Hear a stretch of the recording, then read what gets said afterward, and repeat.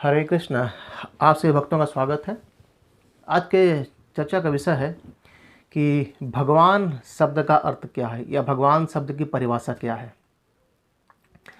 तो ये पहली बात दो शब्दों से जुड़ा हुआ है, एक है भग और दूसरा है वान। भग का मतलब है कि ऐश्वर्य या संपत्ति जो हमारे पास होती है, और वान का मतलब है जो उसे धारण करता हो। तो संपत्ति का मतलब सिर्फ ये नहीं है कि धन दौलत, शक्ति भी हो सकती है, सौंदर्य भी हो सकती है, ये हमारे संपत्ति होते हैं। तो किसी व्यक्ति के अंदर जो ऐश्वर्य है धारण कर सकता हो उसे कहते हैं भगवान।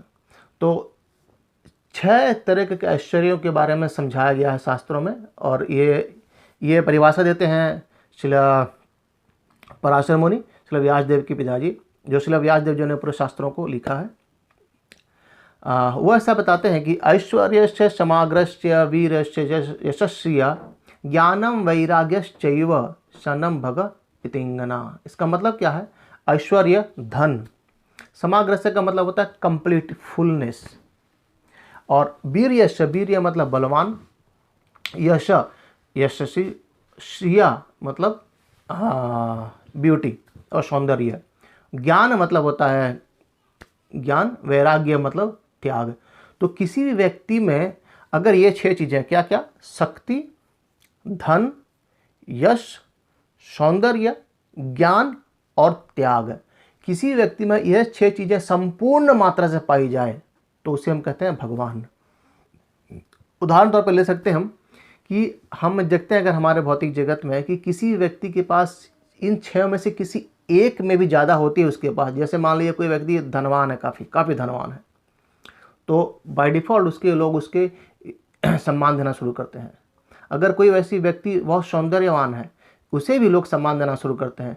अब सौंदर्य के लिए ज़रूरी नहीं है कि वो ज्ञानी हो या त्यागी हो या शक्तिमान हो, बस एक अच्छी तरीके से, कुछ थोड़ा ज़्यादा, वो संपूर्ण भी नहीं। क्योंकि कोई व्यक्ति ये नहीं कह सकता है कि मैं इस जगत का सबसे धनवान व्यक्ति हूँ।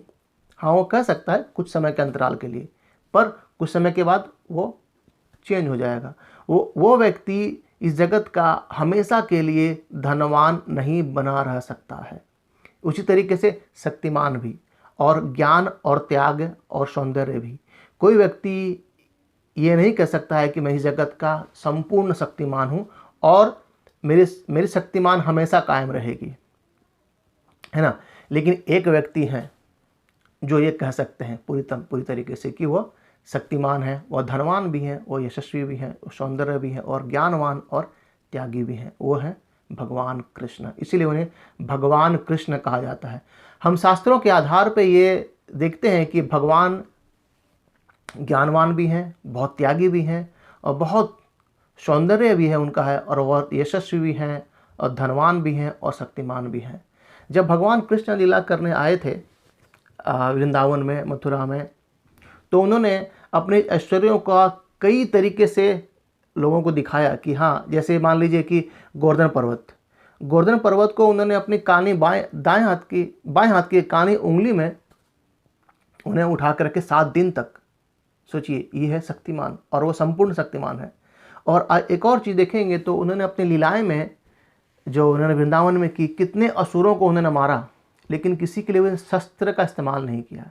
चाहे वो 6 दिन के बालक हो, बड़ी राक्षसी पूतना हो, या कंस भी क्यों ना हो, सबका उन्होंने बिना कोई अस्त्र शस्त्र के ही संहार किया। तो ये कह सकते हैं कि पूरी तरीके से शक्तिमान है। इस तरीके धनवान के लिए कहते हैं कि शास्त्र बताती हैं कि हजारों लक्ष्मियाँ उनकी चरणों की सेवा करती हैं। तो हम कहते हैं लक्ष्मीपति, मतलब कोई जैसा भक्ति धनवान तो उसको बोलते हैं लक्ष्मीपति।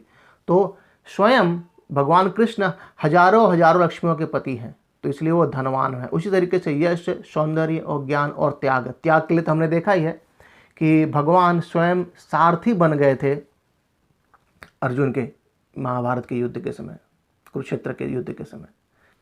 तो शास्त्र के आधार पर हम ये जान सकते हैं कि भगवान कृष्ण ही हैं जो कि इन 6 ऐश्वर्यों को संपूर्ण मात्रा से धारण करते हैं। और कोई भी व्यक्ति इस जगत में यह नहीं कह सकता है कि मैं इन 6 ऐश्वर्यों का संपूर्णता से धारण करता हूँ। तो यह है छोटी सी परिभाषा भगवान के बारे में कि हम समझ सकते हैं कि भगवान का परिभाषा क्या है और भगवान कौन है। अगर आपको अच्छा लग रहा हो ये मेरे वीडियोस तो कृपया करके शेयर करें और लाइक करें। और मैं प्रयास करूंगा कि ऐसे ऐसे छोटे छोटे चीज़ें जो कि 2-4 मिनटों में हम समझ सकें भगवान के बारे में और आध्यात्मिकता के बारे में। मैंने एक छोटा सा वीडियो बनाया है कि कुछ दिन पहले ही, उसमें हम ये चर्चा करने वाले हैं कि जीव तत्व क्या है, कि मैं कौन हूँ, मैं कहाँ से आया हूँ, मेरा लक्ष्य क्या है। तो कृपया करके बने रहें और श्रीमद् भागवत गीता, श्रीमद् भागवतम के आधार पर आनंद पाएं। हरे कृष्ण।